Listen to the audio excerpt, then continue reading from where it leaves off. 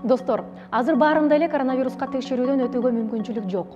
Ошондуктан алсырап же ооруган адам менен байланышта болбоңуз. Өзгөчө сак болушуңуз керек.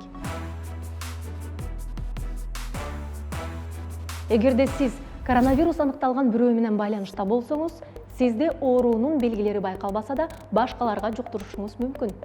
Андыктан кеминде 10 күн үйдө өзүнчө обочолонууңуз керек. Организмди тыңдаңыз. Коронавирустун белгилери төмөнкүлөр болушу мүмкүн. Дене табынын көтөрүлүүсү, алсыроо, энтигүү, баш жана булчуңдардын оорушу, жыт жана даам сезбей калуу, ич өтүү.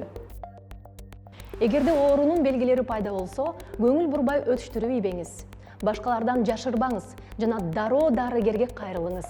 Сиз дарыгерлердин кеңешин 103-118 номерине чалып, доктор-онлайн чекит KG сайтынан онлайн, ошондой эле онлайн дарыгерлер доктор-онлайн телеграм группасынан таба аласыз.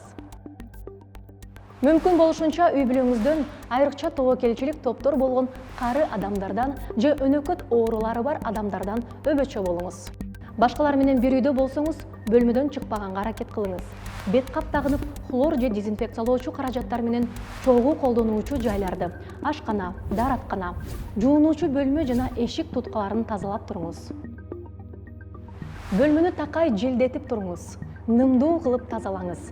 Бул аба алмашууну камсыз кылып, вирустардын жана зыяндуу бактериялардын топтолушун азайтып, кычкылтектин көлөмүн жогорулатат. Көбүрөөк витаминдерди жана суюктуктарды ичиңиз.